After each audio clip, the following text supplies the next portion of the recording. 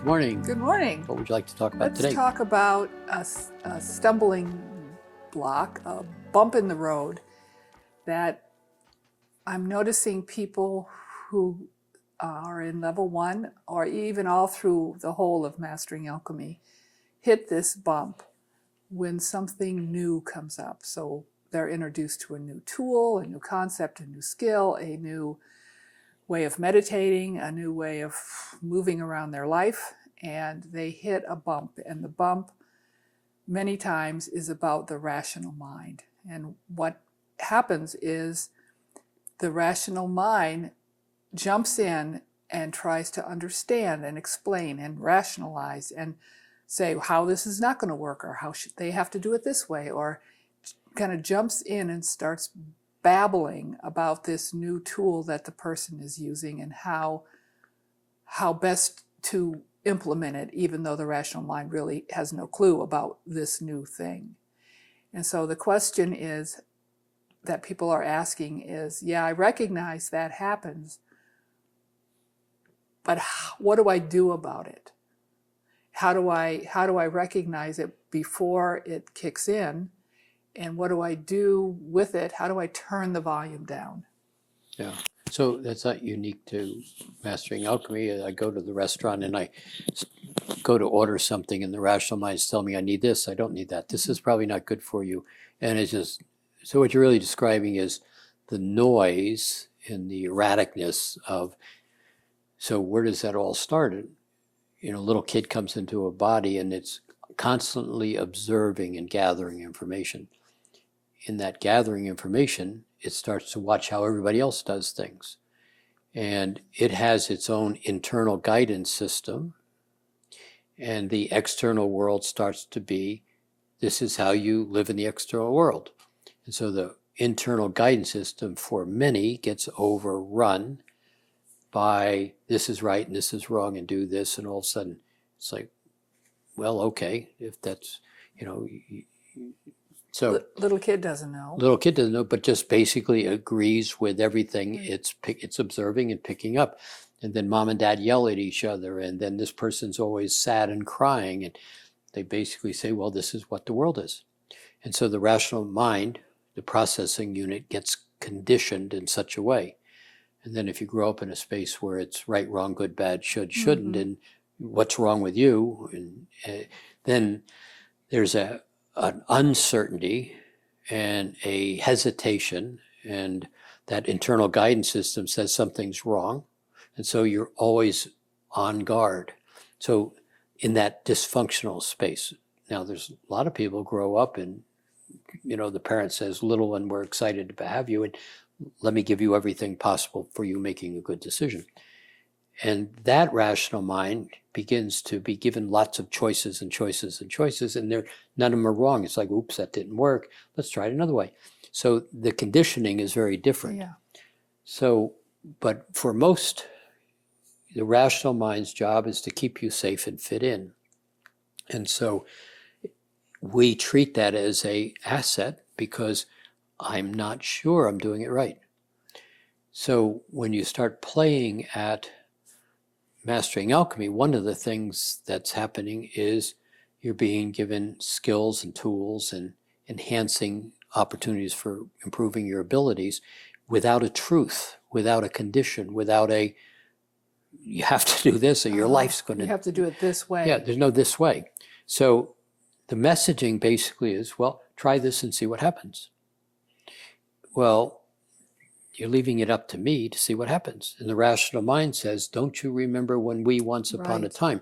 So, and then in some cases, this looks like something we did, and by gosh, that was really a disaster. And so this loudness starts overriding.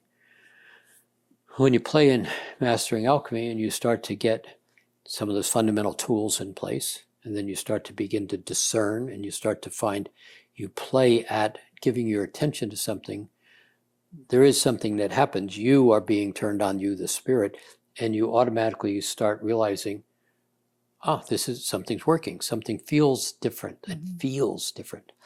So it's as if you haven't paid attention to this because I've been too busy paying attention to that. And as you get into the space where things begin to work. You adjust your position on how you look at something or allow something or observe it without engaging. A lot of the noise just begins to go away. So then the question begins, and I think this is what your question is, how do I know how to use the rational mind and not? So the rational mind has a lot of value.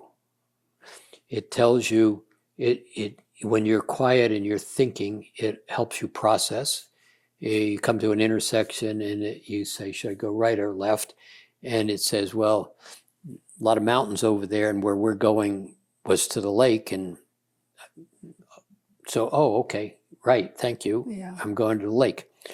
So it gets quieter and processes more. So it sounds like as a person gets quieter in life, the rational mind is not on alert to jump in and tell me all the reasons why this is going to work this way or not that, or not going to work that way.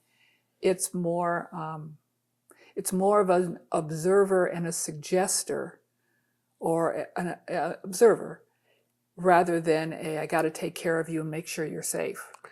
There's not that edge of paranoia or something. Yeah, you start using the rational mind differently. And so we touched on this before, but one of the things that gets taken away is this word permission. I don't have permission. Everybody else either says you don't have permission, or I don't give you my permission, or I have to give you permission. Mm-hmm. And so you don't have a sense of permission to explore yourself.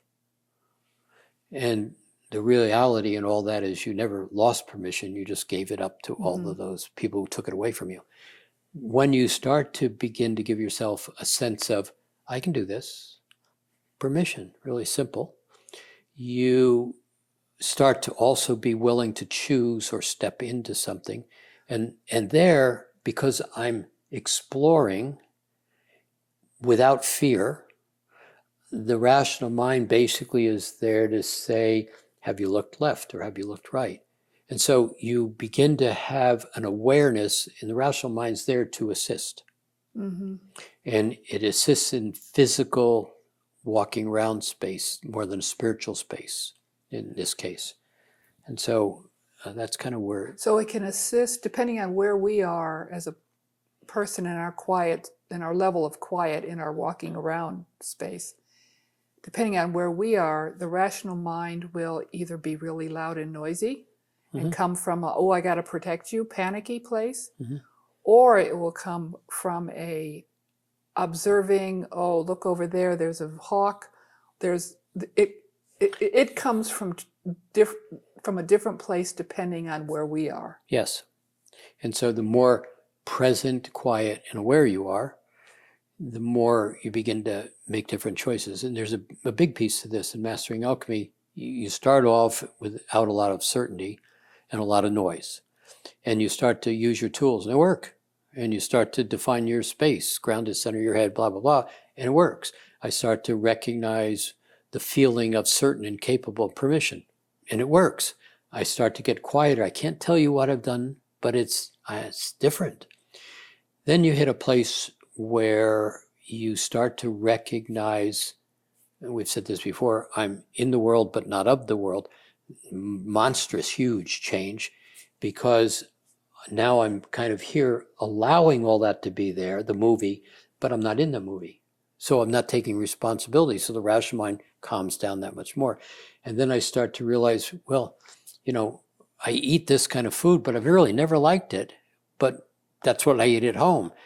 You stop eating that. You stop doing this. You start losing your reference points, and everybody recognizes, boy, I just got really quiet.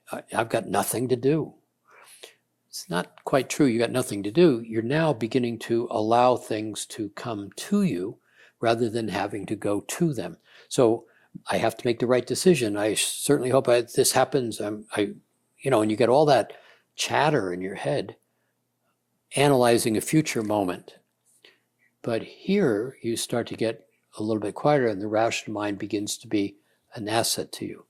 The next part of this that happens is you start playing in this spiritual space where you are moving, Rational mind doesn't have a lot to say in that space. So When a person first starts out in level 1, they're learning lots of new things, and they haven't gotten yet to a quiet place. And so that's where the rational mind really steps in, analyzing and rationalizing and saying why this is not going to work. And so at the point where a person learns new things is when the rational mind really kicks in. So someone who's gone through all the MA programs, when they have a new thing, when they have the Eye of Horus, when they have the octave, when they get a new tool, it's new, and the rational mind may still say, oh, this is not going to work, but it's quieter. yeah. And a lot of what the rational mind is responding to is old patterns that still haven't been cleaned out. So when you notice the rational mind telling you how the octave is not a good place to be in, or how silly to use the Eye of Horus, know that that's because there's an old message, an old program still in your space That is saying don't go there. Most of the time. Most of the time. So, yeah, but at the beginning, we're so conditioned on protecting and observing and not getting yelled at and doing it right, consciously and unconsciously, that on guardness is the rational mind. Right. And one of the things that happens at the beginning too is you start to wind up getting back into the heart. Oh, this is fun. This is interesting. I'm liking this. This feels good. That's all heart talking, not rational mind talking. But the rational mind will jump in and go, danger, danger. When you're in that place and it's kind of working, and the rational mind's being noisy, and you all of a sudden become conscious and catch it, tell the rational mind just to go sit over here. Good. I'm just playing. That's all you say. I'm just going to try out the swings. I'm okay. Just be quiet. Let's see what happens. It works. You start conditioning the rational mind to kind of sit here and watch the new piece of information being explored. It listens quite often. So it's not a matter of, I don't like the rational mind, I want to fire it, I want to kick it out of the way, I never want to see it again. It's how do I manage it, or how do I let it be who it is in a way that doesn't get in my way? Yeah, and in real terms, it's like, okay, this is what I've done to this point, and this is how I've used this. And now I'm looking at doing some other things. And all of that, let's just say it was all fine, and this is the results of me doing what I've done. No failure. Right. Now what I'm going to do is I'm recognizing the rational mind's not just this, it's this, but I haven't played over here. Got it. I've just played over here. So rational mind, let's expand our ability to perceive our reality and see what happens when we try this and we dabble in that and we get grounded. We begin to get centered. We get to watch people rather than start going into fear and then realize we didn't even know them. They were just walking past us, but they looked like my father. Right. So I better go and no, that's not my father. And they walk on and worked out. I lived. So rational mind, calm down. And it's so outcome of all this work, one of them is that you and the rational mind begin to work together. Exactly. Good. Exactly. But it takes a little bit of practice, and it takes, recognize it, it's jumping up. Don't beat it up.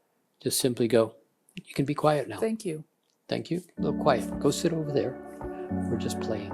Yeah. Try it out. It does work.